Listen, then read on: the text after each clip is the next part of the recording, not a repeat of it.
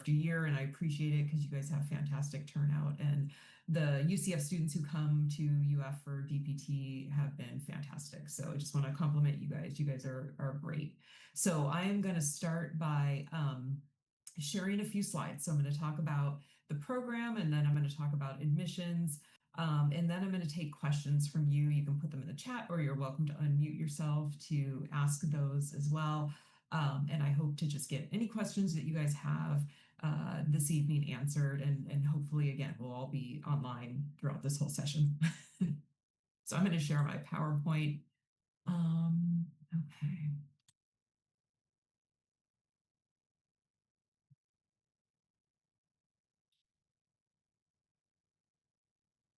All right. Can you guys see the presentation mode, or are you seeing like my notes? Okay, thank you so much. Yeah. Again, so I'm going to talk about becoming a PT Gator. And I always like to start by talking a bit about our mission, vision, and values, because I feel like that is something that talks to students about whether or not they feel like they would be a good fit at our program. So I'm not going to read all of these, but I do think that our mission is pretty important, and that our goal is to educate physical therapists who embrace evidence-based practice, deliver compassionate care, embody professionalism, and lead by example in the profession and communities. And I'm going to talk a little bit about some of these aspects as they tie in through our curriculum and through our clinical components, as well as our admissions process. So why join UFPT? This is something, of course, that people ask, prospective students ask, because there's a lot of DPT programs, and often they have pretty similar curriculum.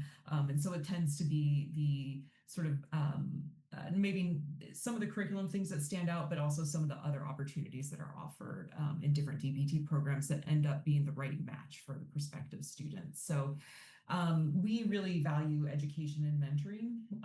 So our faculty, as it says here, is training the next generation of practitioners and rehab scientists in a dynamic learning environment. And that ties back to our mission. As I mentioned, we're very pro evidence-based practice. So our faculty are they're clinicians, but they're also researchers. And you will hear a bit about research, actually quite a bit about research if you ended up coming to UFDPT. We really truly believe, and it's woven throughout our curriculum, that practice should be evidence-based. And that basically means that that practitioners should be able to read the current research and find out what's going on and be able to adapt their practice accordingly. And that's because the way you practice when you graduate is supposed to look different in 10 years. And then it's supposed to look even more different in 20 years. And you have to be able to adapt to that. If there's things that you learn that are no longer effective for patients, you want to, of course, stop doing that. And you want to do things that are effective. And so research is a big influence in our program. Impactful research, I kind of just talked about that too. Our faculty are, again, researchers and their clinicians. Actually, I meant to mention also the mentoring. So students in our program all have faculty mentors. That's a big part of our program too. From day one, you end up have a faculty mentor who will help you map out your plan for your professional goals, whatever that might be. It might be a type of practice you want to do. It might be that you want to get involved in research. It might be that you are really into public health, and they will help you map out a career track for that. So service is also very much woven into our curriculum. All of our students are required to participate in service. We have specific service projects that our students all participate in and are assigned to. They include things like working with students, young people in adaptive gymnastics who may have different disabilities, either learning or physical disabilities. We have some wellness programs in the community for people who have trouble getting out of their house and doing exercise safely. And then we have, of course, our Equal Access Clinic, which is our student-run clinic that is held one day a week. It's completely run by our students, and all of our students rotate through that clinic while they're in the program. In fact, they rotate through every semester. We have really strong clinical partnerships. So we are one of the oldest DPT programs in the Southeast. And so we have a huge alumni base, which ends up not being the only thing that provides us fantastic clinical partnerships, but it's a big part of our clinical partnerships. So we have contracts where we send our students across the United States into some pretty well-known places, including some sports teams and different very highly lucrative, like we go to Walter Reed, we go to the Shepherd Center. So a variety of really fantastic places that we send our students for their clinical rotations. And we're a top 10 program, and we're very proud of being a top 10 public university program. So briefly, the curriculum, again, I'm not going to read all through this, but it talks a bit about how we designed our curriculum when we designed it, when we moved to the DPT program. But bottom line, it's 8 semesters in length. So we admit 1 cohort per year, and that cohort starts in August in the fall semester of every year. And then it goes 8 consecutive semesters. So our students graduate in the spring semester, so just short of 3 years before the program is over. We have 113 total credit hours, and that incorporates 32 weeks of full-time clinical experiences. And then in addition to that, it's 90 hours of part-time clinical experiences. So before we send our students out on their full-time clinical experiences, we start them off in part-time clinical experiences, meaning like 1 day a week, our students will go out to various clinics throughout the community and start learning about what it's going to be like when they go out on their full-time clinics. So then there's no time wasted, essentially, when they get to their full-time clinical experiences.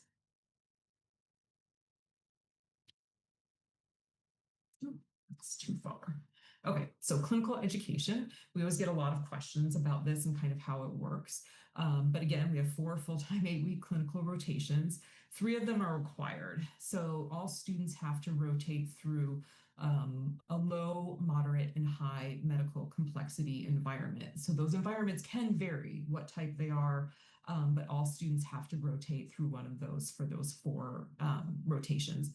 The 4th rotation is then up to the students. And sometimes it doesn't happen on the 4th specific rotation. Sometimes it happens to be the 3rd rotation. But it's one that you get to choose. And so you can return back to one of those types of settings. You can go to a specialized setting if you wish, but that one's up to you. All of our students work with our clinical education team. So we have faculty dedicated and are assigned to the students in the program that work with students to not only get prepared for clinical education, but also if they have questions about where they're going, how do they do all the things when they get out there, where do they live, what's going to be expected of them. So our faculty are prepared to work with students on that too. So the matching process, often also a question we get asked a lot, how do students get placed? So there is input, of course, from the student. The most common one is our top 10 wish list. And so students will be told, hey, these are the clinical sites that are accepting our students for this specific 8-week period. And our students are given time to research those different facilities, and they come up with a top 10 list that they're willing to go to. And then there's a computer matching program that will match you to one of those 10. We also have certain opportunities that are called first come, first serve. And those tend to be very more specific settings. Usually with a specific facility, for example, like Brooks in Jacksonville. So if someone is like, yep, I definitely want to go there, you can, if you grab that spot, it's yours, and you don't have to do the top 10 list, and that spot's yours. And then we have something called the unique application process, which is competitive. So it's kind of similar to the first come, first serve. So we would tell you like, hey, one of the Major League Baseball teams has a unique application process. In that case, you'd apply, you'd send in your resume, you often interview for that spot, and they make a decision about going to that site for that specific rotation. Okay, So to jump into admissions, just the basic requirements. We accept a bachelor's degrees in any discipline, so any major is welcome. There's no preferred major. It doesn't impact someone's application, what major they come from. We do have a minimum GPA of a 3.0 for prerequisite courses. And while we look at your overall GPA and your upper division GPA, there's no additional minimum GPAs that are required outside of that 3.0 for the prereq courses. We do have an observation hours requirement, like most PT programs. Ours specifically is that students are required to have at least 40 hours of observation, and that has to be in observing three different types of physical therapy. So you have to observe at least 10 hours of orthopedic PT, neuro PT, and then a specialty, and that can be anything. But it does have to total 40 hours. We do, within that requirement, we also, you can fulfill two of those requirements, meaning the ortho, the specialty, and the neuro at one facility, but the third one at least has to be in a separate facility. So basically you have to observe in at least two different facilities to meet the requirement. We do not require the GRE any longer. So that is not something that we look at as a program. And even if students submit it optionally, it's not considered in the application process. So our prereqs, again, very similar to other DPT programs. We require general chem 1 and 2, general physics 1 and 2, statistics, general psychology, one additional psychology class, and then you can fulfill the biology requirement in three different ways. So you can do general biology 1 and 2 with labs, and then human physiology with a lab. You can do general biology with a lab, and then 2 semesters of A&P with labs, or you can do general biology 1 with a separate anatomy course and a separate physiology course. And so we do that just basically because different schools offer them differently depending on where you go. So again, we admit one cohort a year, so we do have an application deadline of November 1st annually, so that's coming up pretty soon. We use PTCAS, again, like a lot of PT programs.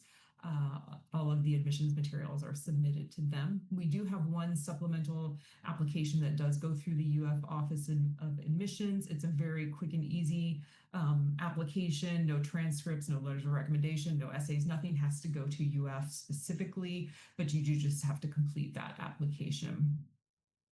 So in addition to the PTCAS essay that everybody has to complete when you apply, we do have a UF specific essay.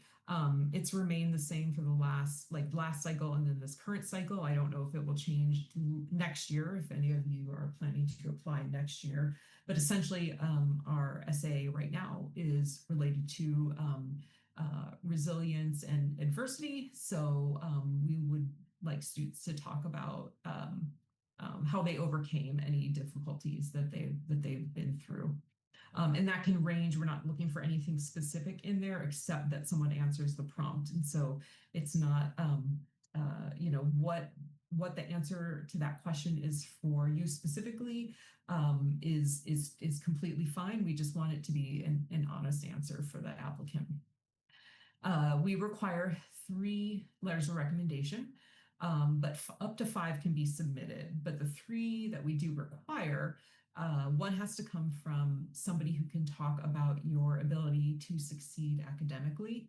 One comes from somebody who can talk about your potential as a PT. That's often a PT, but it doesn't necessarily have to be. It could be a clinic manager or someone else who has observed you in a clinic and can talk about your, what characteristics you have that might make a good PT.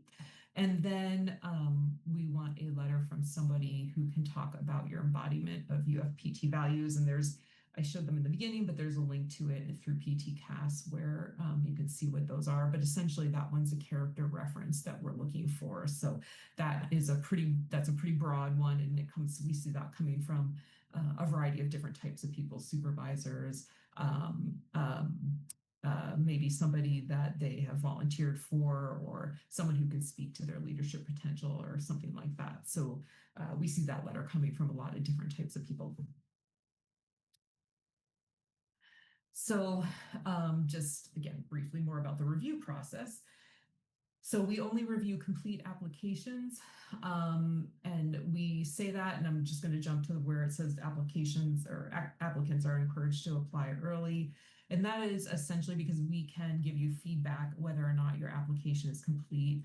When we receive your application from PTCAS, we send an email out saying it's received, and then it goes into the queue to be reviewed thoroughly to make sure that we have everything that we need from you. Shortly thereafter, you'll get an email that is letting you know that either your application is complete or that we're missing something, and then it will tell you specifically what we're missing. Most likely, the things we're most likely to see that are missing are perhaps someone didn't do the supplemental application, or perhaps somebody didn't quite meet the observation hour requirement, or maybe they have a letter of recommendation pending, but it allows us to let the applicant know so they can then correct that before the deadline. Because if it's not corrected before the deadline, we can't review those applications. So we put a big emphasis on the qualitative.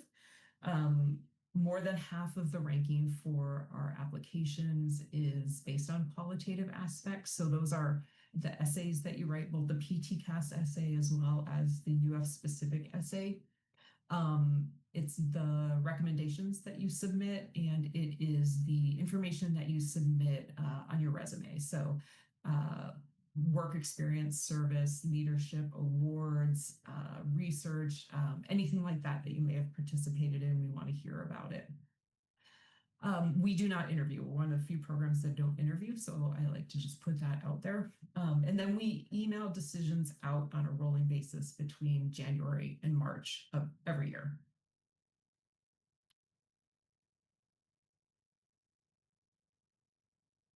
That's too much. Okay. Yeah, so tuition and scholarships. So currently, we have an annual block tuition rate for both Florida residents and non-Florida residents. Our current rate for Florida residents is just under $23,000 a year, and for non-residents, it is just under $33,000 a year.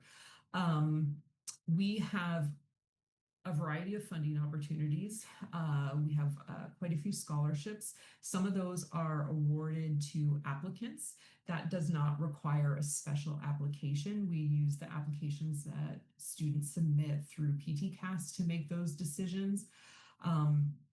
However, if someone doesn't get an admission scholarship, we have a variety of scholarships that are also available through the first, second, and third year of the program. Those scholarships tend to run anywhere between 1,000 to 10,000, although we do have one scholarship that is a full ride, meaning it pays all 3 years of tuition, and then it pays the majority of cost of living for, unfortunately, well, I say, actually, it's very fortunate for one student. We wish we could do that for more students, but at this point, we have that available for one student. Excuse me. And I just always want to note about residency. So PT tuition at UF works a little bit differently than some of the other programs at UF. If you apply as a non-resident, you pay non-resident tuition for the entirety of the program. So we want to make sure that people know that and don't assume that they can switch residencies maybe after the first year. So if somebody really wants to avoid paying non-Florida resident tuition, we advise them to maybe take a gap year in which they can become a Florida resident and then apply to the program if that's something that's important. Okay, so my last slide. So we always encourage students to come to our open houses. They are available both in person and virtually. We just had one a couple weeks ago. We won't have another one until January, but the sign up and those dates are on our website. And then if you're interested in what our students are up to, you can always follow our social media accounts to see. They do a lot of fun things, and they're a fantastic group of people. You can also find out more about the different types of research that our faculty are involved in, and just kind of get to know the program a little bit more. So I am going to stop sharing and then I'll see if there were any questions in the chat or if you guys, again, you're welcome to unmute yourself. Um, okay. So I don't see any questions in the chat, but please feel free if you have any questions about the program, the curriculum, clinicals, admissions, I'm happy to answer them. Again, either in the chat or you can unmute yourself.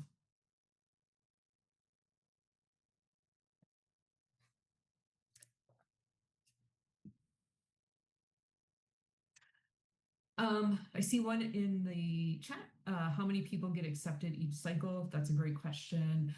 We admit between usually 70 to 74 72 to 74 students for each cohort.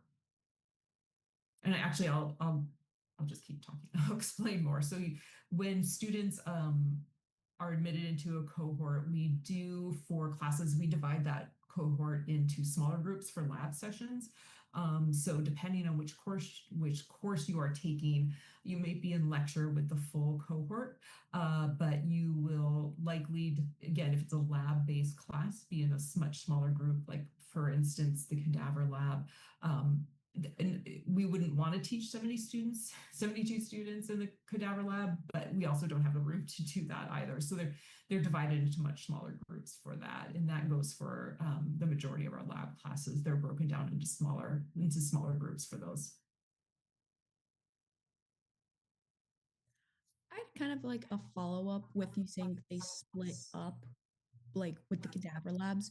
So does that mean that like each individual like student will get to be a part of an entire like dissection process? And do they even dissect their first year? Like how does the cadaver lab like run at UF? Sure. Yeah, it's starting from the week one.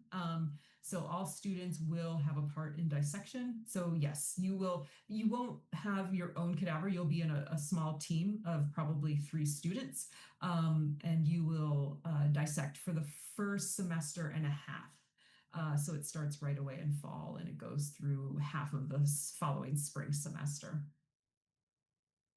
And it is full dissection, and it's a PT only lab. It is not shared with medical students or anything. Okay, another question. So how to submit shadowing hours and how are they verified? Do the PTs we shadow have to fill out the forms? That's a good question also.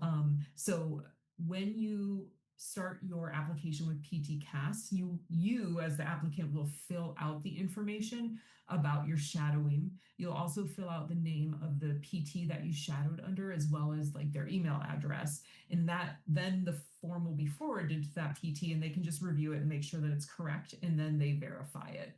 So it doesn't put tons of work on the PT. It puts more work on the applicant's side, but it also it makes it easier for the PT to verify.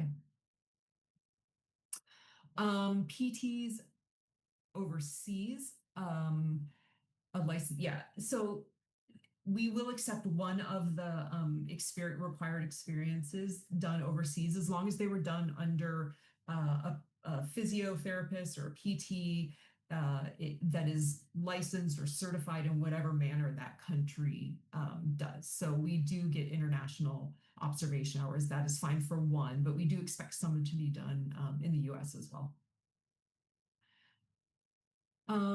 Okay, so the supplemental application, is that in addition to our application or in place of? So it is in addition to the PT-CAS application.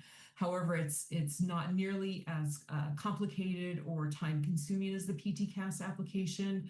Essentially, the UF supplemental application allows UF to assign you a UF ID, and it allows us, should you be admitted, to admit you. We can't admit you if you don't have that application done. But again, you don't have to submit any additional materials to UF specifically. It all goes to PT-CAS.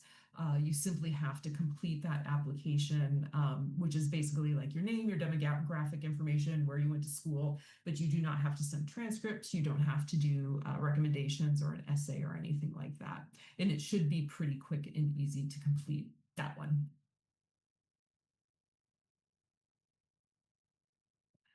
Do extra observation hours make an applicant more competitive? Yes, to a certain degree it can. It's again, somebody who has 40 hours certainly is still in contention for being admitted to the program. So I don't want to say that if you only have 40 hours, that is somehow going to be bad for your application. But additional hours can make you more competitive. Not only additional hours, but additional types of PT that you observe and additional facilities that you observe in can also help your application. So I would say on average for students that we accept into the program, they usually have close to 150 to 200 hours of observation. Some have a lot more, and that might be because they were perhaps working in a facility where they were observing, which is fine. We do accept paid and unpaid hours. But I would say it's around, again, the average for people we accept is around 150 to 200. A competitive GPA. So so because we put such a big emphasis on the qualitative parts of the application, the range of GPAs that end up getting accepted into the program is pretty broad. So I'm going to give you the average, but do remember that the range so the average GPA for the prereq GPA is usually like a 3.6 to a 3.7. However, we do admit students with closer to a 3.0, and we admit some students with a 4.0. It really, because a larger percentage of the way we rank applications is on the qualitative portions, the range for GPAs that we accept is pretty broad. So I don't want anyone to think either if they have closer to a 3.0 GPA that would make them unlikely to get accepted either, especially if they have a fantastic qualitative part of their application. How many students apply? So we're still waiting to see what we're going to get this year, but I think last year we had about 900 students apply for those 74 seats. And that varies every year. It's been increasing the past couple of years, but I don't know that that's going to continue this year. We'll see. But last year we had about 900. Do we prefer inpatient and outpatient hours, or just make sure that they have the 3 requirements? And really, the 3 requirements are fine. If you get inpatient hours, that's fantastic because those opportunities tend to be harder than the outpatient, which is why we don't require them, because there just aren't enough of those positions available for applicants. But if you get to see inpatient PT, really more out of just that it's quite a bit different. It certainly isn't gonna impact your application, but it's great experience to have, especially if you've been able to see it before you actually start doing your clinical rotations and have to go into an inpatient facility. So if you have that experience, it's wonderful to have because it's very different than outpatient.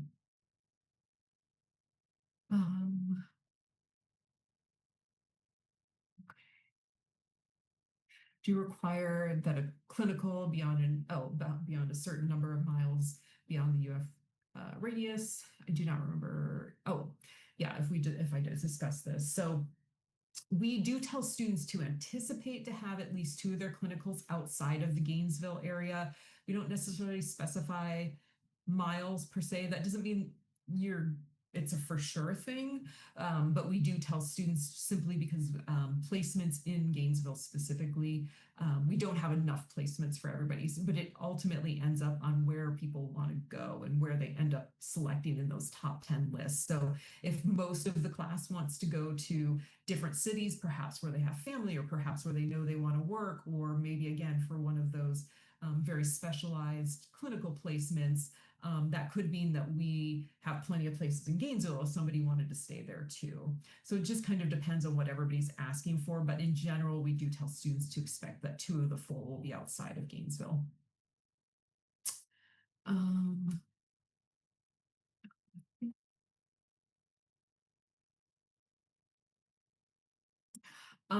Okay, so great question. Should I be keeping track when during observation hours if one person is neuro versus another being ortho, or does the shadowing have to be at a specific neuro ortho facility? So it does not have to be at a specific neuro ortho facility. You can see both patient types there. You want to generally obviously keep track. You want to check that just with the PT you're observing. Maybe you can track it at the end of the week or the end of the day and say like, hey, what approximately how many hours did we do of one or the other? And then when you fill out your observation form on PT-CAS, you'll go ahead and document that you did, again, let's say you did 15 neuro hours and 20 ortho hours. And as long as the PT verifies that, then that's totally fine. Letters of recommendation. Okay, great. Yeah, great question. Does it need to highlight the PT values or just a character reference in general? We would like you to highlight it. You don't have to highlight all the PT values, the person writing it, but if they can highlight a few, there's quite a few values, and those they do tend to end up applying to a lot of people who are going into the PT profession. So that probably wouldn't be specific particularly hard for someone who's writing a character reference to select one or two, or if they want more of those values to talk about. But in general, it is a character reference, but it does help if they can highlight like, yep, this is, we think this person would be a good match because they, they're great advocates for patients or something like that. That would be a good idea, that at least the author of the letter has viewed the values and knows what they are.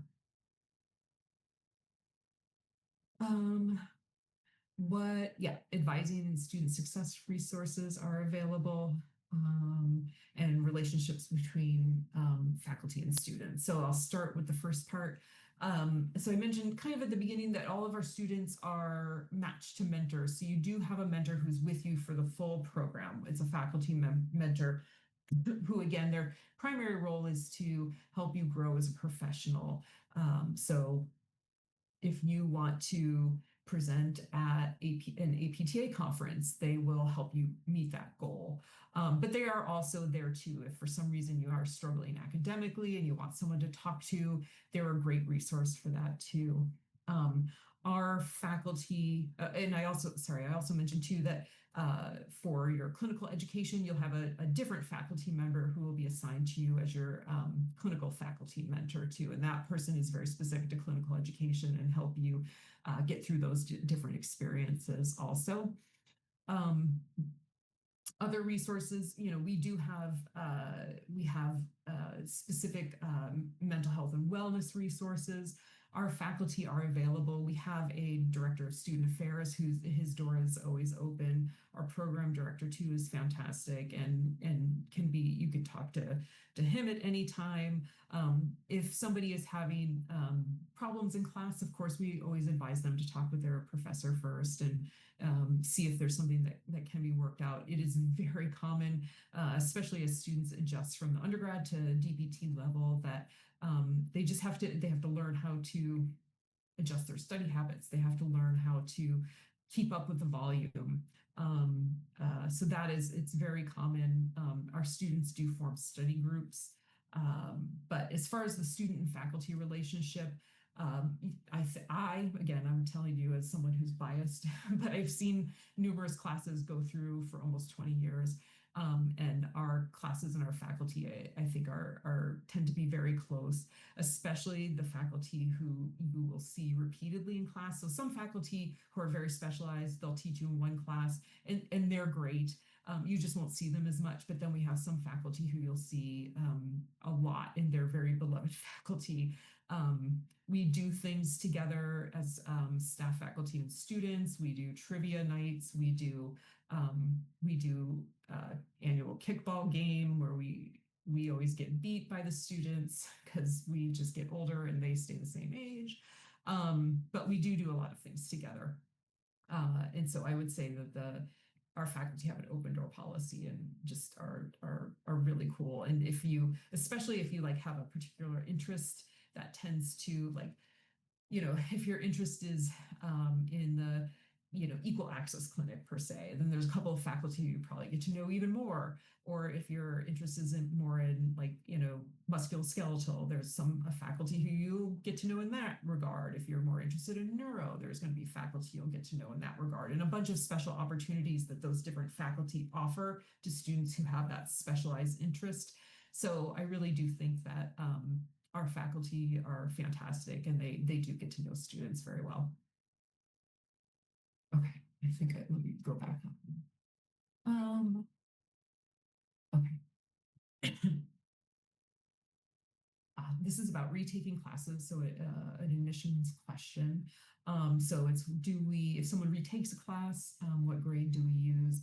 And so we do average all attempts at any class into the GPA. So if you've taken it twice, we'll put both of those grades into the GPA. The exception is if one of the grades is more than 7 years old, it will not be factored into the GPA. Are volunteer hours important to the applications? So if it's PT observation hours specific, then yes, it is. But if you're talking about more other extracurricular activities, it can be. Basically, we're not looking for anything specific out of that sort of resume portion I mentioned. We are simply looking for that students are well-rounded in doing things outside of academics. So whether that's volunteering, that's great. Some students have to work, also totally legitimate and great. Some students are, say, like, hey, I decided to work with an undergraduate professor on a research project, also great. So any of those things count and are important. There isn't one that's preferred over the other. So if volunteering is your thing, just document it. But if you were working, document that. Document basically anything you did, because none of it is necessarily preferred over the other. We just want to see that you do things outside of academics.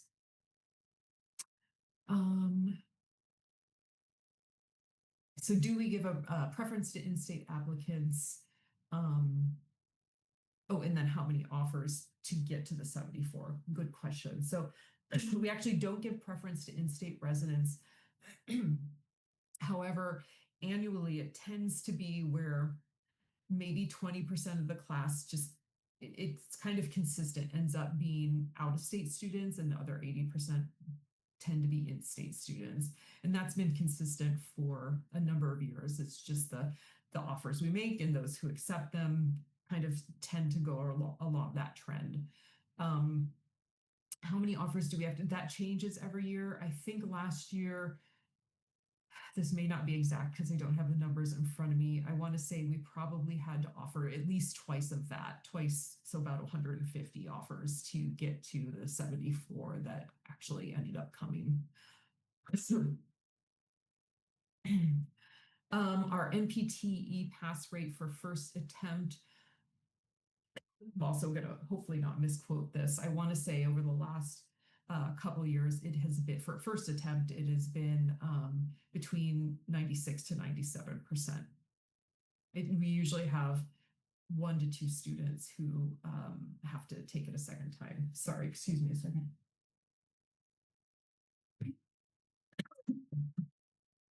Okay. So someone who's going to complete their prereqs by next fall, and do we recommend that they apply this November? If you're going to complete your prereqs next fall, like so fall of 26, you would actually apply in fall of 26 also, simply because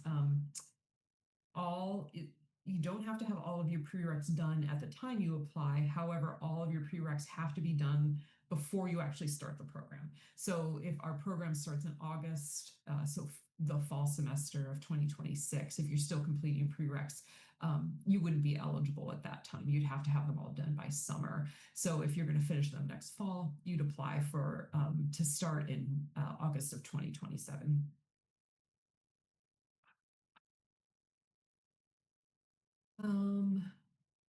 So a common characteristic that we see for successful students, the thing I think that we see, that I see for our students who are most successful is is really flexibility. So students who are not going to be defeated the first time, perhaps that they don't perform well on a practical. This is it's sort of a catch-22. So we get fantastic academic students. They've done beautifully in undergrad. They've had high grades. They're very used to being successful.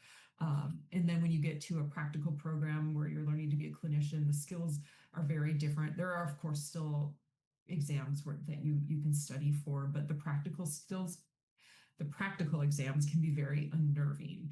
And the first time students do that, like again, you have to walk in, you have to remember so many things. You got to remember patient safety. You have to remember how, to even just introduce yourself. And when you're full of nerves, sometimes that doesn't happen. And I would say that students who are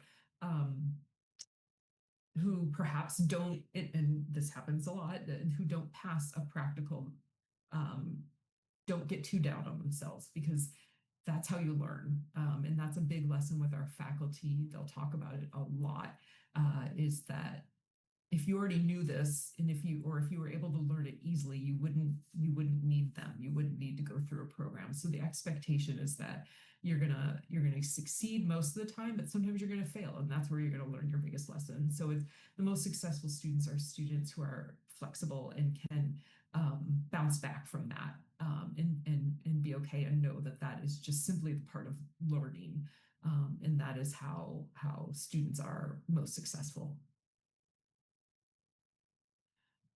Do we accept dual enrollment credits for psych? We accept dual enrollment credits for any of the prereqs, provided they're on your transcript from your degree. Your degree, what am I trying to say? Degree institution, your degree awarding is what I was trying to say.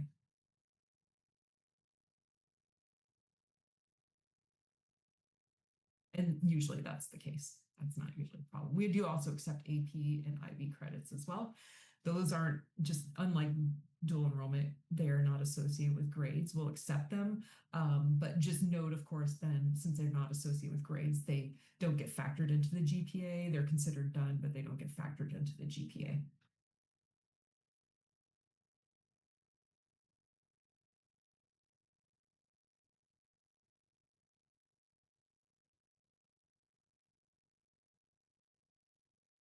Questions I can answer?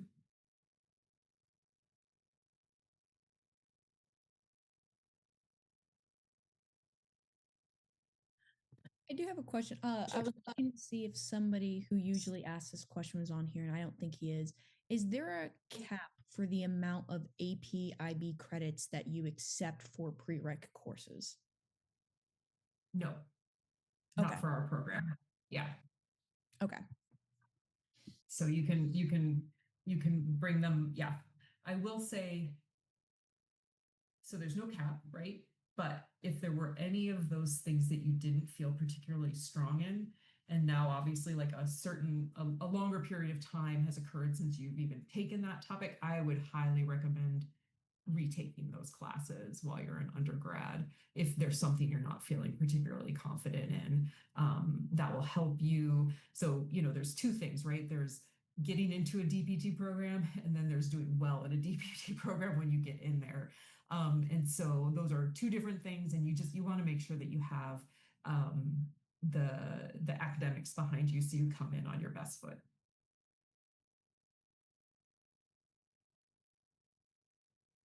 Oh, yeah, good question. So I did talk about submitting an application early, and does that then mean someone will receive a response earlier? And for our program, it doesn't, because so our committee, because they've decided to put such a big emphasis on the qualitative, they actually wait until they can see the whole pool of applicants before they make any final decisions.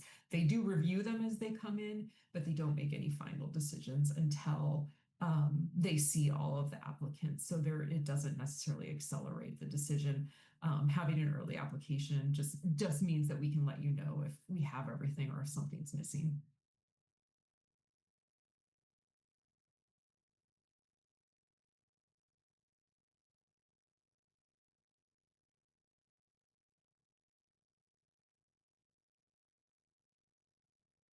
Questions?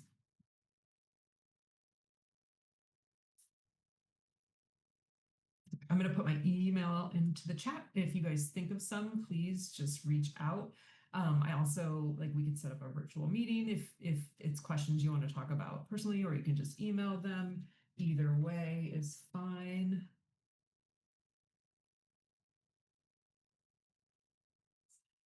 When is the next open house? It's going to be in January. We don't have the exact date yet. It's going to be a Friday in January, but we're working on it. It will probably be toward the end of the month, but we're just trying to get it. It requires because we have faculty, students, and staff who all come in, and so we just have to make sure it's a day where everybody is available. So we will have it that posted hopefully in the next couple of weeks. It will be online and in person, so you can when it's posted on there will be a place to sign up to do the virtual and one place to do the in person.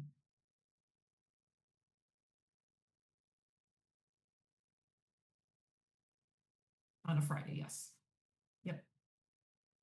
Yeah, no problem.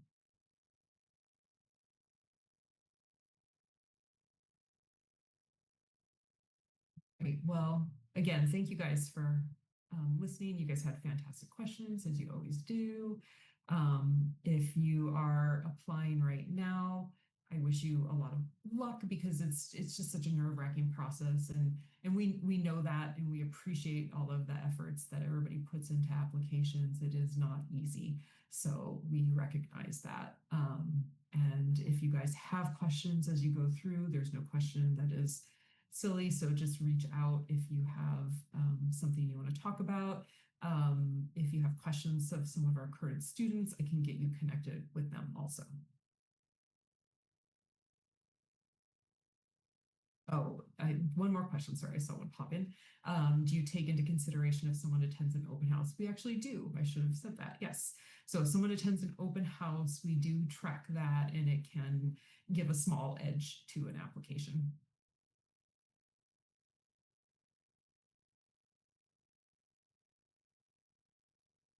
Right, we all made it through the storm. Yay. All right. If there's nothing else, I will let you guys all go and stay safe in the storm. And again, just contact me if you have any questions. Great. Thank you so much for your time. All right. Thanks, guys. Have a good evening.